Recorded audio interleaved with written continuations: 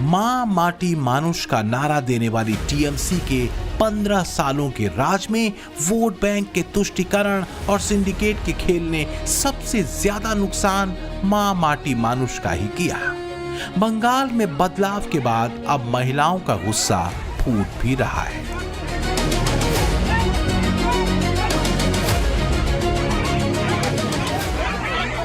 रायदीघी की ये वायरल तस्वीरें देखिए, जहां महिलाओं ने टीएमसी के पंचायत प्रधान के पति को घेर लिया।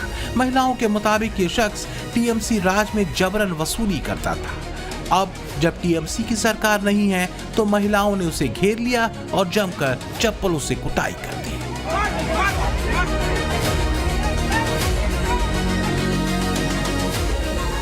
ऐसा ही कुछ हावड़ा में भी हुआ। ये शख्स टीएमसी के पूर्व मंत्री अरूप रॉय का बेहद करीबी गुर्गा था।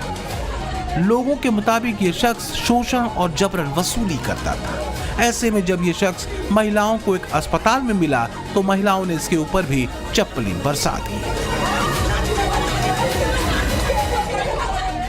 तो बीरभूम से लेकर बशीरहाट और यहां तक कि उत्तर 24 परगना तक में ताबड़तोड़ एक्शन है।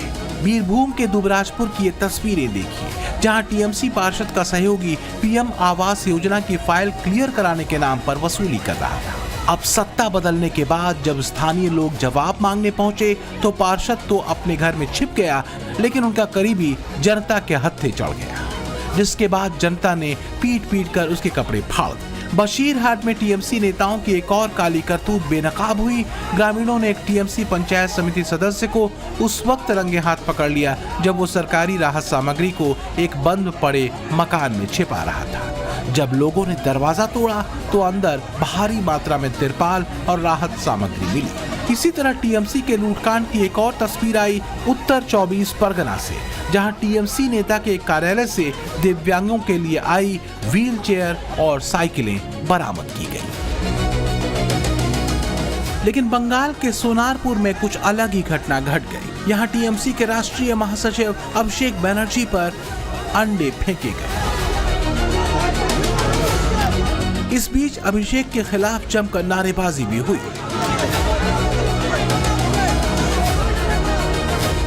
All BJP sponsored. अब देखिए क्या हाल किया गया है।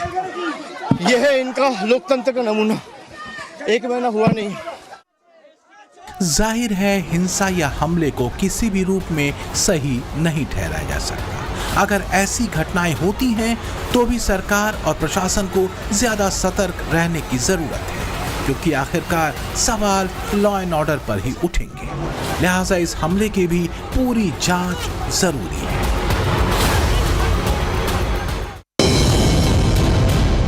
कहते हैं राजनीति में जो बोया वो काटना पड़ता है। सोनारपुर में अभिषेक पर फेंके गए अंडे और हमले के बाद सोशल मीडिया पर वो बयान भी तेजी से दौड़ने लगे जिसमें अभिषेक बनर्जी वोटर्स को धमकाते देखे गए। 7 तारीखे तृणमूल आरामबाग जितुक बा हारुक, আমরা গতবারও আরামবাগ হেরেছিলাম, গোঘাট হেরেছিলাম, খানাকুল হেরেছিলাম, পুরসুরা হেরেছিলাম, কিন্তু উদারতা পার পেয়ে গেছিলে। এবার আমি নিজে দায়িত্বে থাকব। 4 তারিখ 12টার পরে কোন জল্লাদের কত ক্ষমতা আর কার দিল্লির বাবা কাকে বাঁচাতে আসে আমি 4 তারিখ দেখব। ये भी गजब है कि अब वही अभिषेक बनर्जी लोकतंत्र की दुहाई दे रहे हैं। इस सब के बीच कुछ और तस्वीरें हैं जिनका जिक्र अहम हो जाता है। वो है पश्चिम बंगाल में रह रहे बांग्लादेशी घुसपैठियों में मची भगदड़, क्योंकि शुभेंदु सरकार ने इन घुसपैठियों को अल्टीमेटम दे दिया है। ये एग्जिस्टिंग फॉरेनर्स एक्ट है, कोई नया कानून नहीं है, और ये लोग चला जाना चाहिए। और उनका बांग्लादेशी जो नागरिक है उनका लेने का जिम्मेदार तो है उनका। तो जब हम लोग यहाँ से बोल रहा था तो अब वहाँ से उनका जो स्पोक्स पर्सन है मैं देखा था सोशल मीडिया में और यूट्यूब में आया, जो उन्होंने बताया जो बांग्लादेशी है वो तो हम लोग ले लेगा, तो ये सब बांग्लादेशी है, इसको ले लेना चाहिए। लेकिन ये लोग को, पुलिस को हम लोग बता दिया जेल में भेजने का जरूरत नहीं है। देश के रुपया में खाना खाएगा, कपड़ा देगा, मेडिसिन देगा, एक दामाद है ये लोग। जल्दी जल्दी भागो, जल्दी जल्दी भागो, नहीं तो जो करना है सरकार करेगा। शुभेंदु के बांग्लादेशी घुसपैठियों को दिए गए अल्टीमेटम ने अपना काम करना शुरू कर दिया है। पश्चिम बंगाल में दशकों से चोरी छुपे रह रहे अवैध घुसपैठिए अब बांग्लादेश की तरफ कूच कर रहे हैं।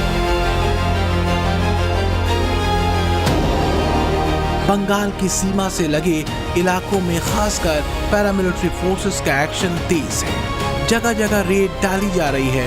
कूच बिहार में अवैध रूप से रह रहे बांग्लादेशियों की जानकारी पैरामिलिट्री फोर्सेस के अलावा पुलिस के जवान ले रहे हैं। पश्चिम बंगाल में लगातार अवैध बांग्लादेशी घुसपैठियों के ऊपर कार्रवाई चल रही है। होल्डिंग सेंटर बनाए गए हैं और अब पश्चिम बंगाल की जो पुलिस है वो लगातार अलग अलग इलाकों में जो बॉर्डर एरियाज हैं वहां पर रेड कर रही है, छानबीन कर रही है और अगर कोई भी संदिग्ध इस तरीके से मिल रहा है तो उससे पूछताछ भी कर रही है। होल्डिंग एरियाज में कई लोग पकड़े भी गए हैं जिनको वहां पर जाकर रखा गया है और उसके बाद उन्हें बांग्लादेश पुशबैक किया जाएगा। कूच बिहार में हम मौजूद हैं। कूच बिहार का ये अगर मैं बताऊं आपको तो ये एक गाँव है जहाँ इस वक्त हम मौजूद हैं और यहाँ अगर आप देखेंगे तो यहाँ पर जो पुलिस की टीम है वो यहाँ पर आई हुई है, पैरामिलिट्री फोर्स की टीम है वो यहाँ पर पहुंची हुई है और वो लगातार यहाँ पर जो लोग हैं उनसे बातचीत कर रही है, देख रही है कि वो यहाँ के हैं कि नहीं। उन्हें बता रही है कि अगर कोई भी संदिग्ध दिखे तो उसकी जानकारी पुलिस को दी जाए। लगातार पुलिस पेट्रोलिंग कर रही है। सीआरपीएफ की टीम भी आपको नजर आएगी। पैरामिलिट्री फोर्स जो है वो भी लगातार पुलिस के साथ यहाँ पर अलग अलग जो गाँव है वहां पर जाकर चेकिंग अभियान जो है वो कर रही है। अब जरा कोलकाता की इन तस्वीरों को भी देखिए। कोलकाता का ये सतरूपा पल्ली इलाका है। समझना मुश्किल नहीं कि शुभेंदु सरकार के बांग्लादेशी घुसपैठियों को दिए अल्टीमेटम का इफेक्ट यहाँ क्या हुआ है। घुसपैठियों पर एक्शन शुरू होने के साथ ही यहाँ घरों पर ताले लटके दिख रहे हैं। हमारी मौजूदगी फिलहाल केशवपुर इलाके में है। ये शतरूपा पल्ली है। हमारे पीछे जो आप घर देख रहे हैं उसमें ताला लगा हुआ है। ताला क्यों? वो इसलिए क्योंकि बांग्लादेशी नागरिक जो है इस घर में रहते थे और इस इलाके में और इस कॉलोनी में जैसे जैसे हम दाखिल होते हैं एक के बाद एक घरों में आपको ताले दिखेंगे। स्थानीय लोग बताते हैं कि कोई 12 साल कोई 15 साल से आप देखिए यहाँ पर बांग्लादेशी नागरिक अवैध तरीके से यहाँ पर रहते थे, यहाँ बसते थे। लेकिन अब जहाँ पश्चिम बंगाल में सरकार पलटी है, बीजेपी की सरकार आने के बाद जो है मुख्यमंत्री शुभेंदु अधिकारी ने जो साफ मैसेज दिया है कि अगर कोई बांग्लादेशी नागरिक है जो अवैध तरीके से पश्चिम बंगाल में रह रहा है तो उन्हें डिटेक्ट, डिलीट और डिपोर्ट किया जाएगा। उसके बाद ही सरकार एक्शन मोड में है। होल्डिंग सेंटर्स में जो है तमाम बांग्लादेशी नागरिकों को जिनको गिरफ्तार किया जा रहा है, जिनकी पहचान हो रही है, उनको भेजा भी जा रहा है। उसके बाद उनको डिपोर्ट भी किया जा रहा है। यहाँ पर जो लोग रहते थे बांग्लादेशी नागरिक अवैध तरीके से रह रहे थे, अब वो भागना शुरू किए हैं। लेकिन स्थानीय जो लोग यहाँ पर जो हिंदू धर्म का पालन करते हैं उनका कहना है कि बिल्कुल जो है उनकी दिक्कतें बढ़ गई थी पिछले 12-15 सालों में जब उनको परेशान किया जाता था। लेकिन जब पुलिस के पास जाते थे या फिर तृणमूल कांग्रेस के नेताओं के पास जाते थे तो उल्टा जो है उन्हीं पर एक्शन हो जाता था जब वो ये बात करते थे कि जो बांग्लादेशी नागरिक यहाँ पे रहते हैं उनको सताया जाता है।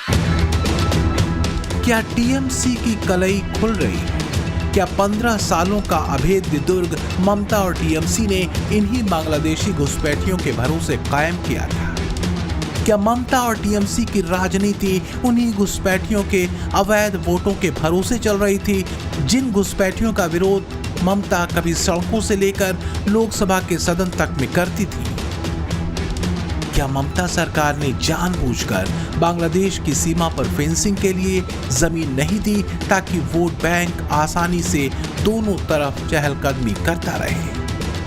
कि पहले ममता के शासन में हर रोज घुसपैठ होती थी, अब घुसपैठ करने वाले अपने आप वापिस जाने लगे हैं, अपने आप जाने लगे। शुभेंदु जी ने, भाजपा बंगाल सरकार ने डिटेंशन सेंटर बनाए हैं। मगर हम सब लोग चाहते हैं कि जो घुसपैठ कर अवैध तरीके से आए हैं वो अपने आप जहां से आए हैं वहां वापिस चले जाए।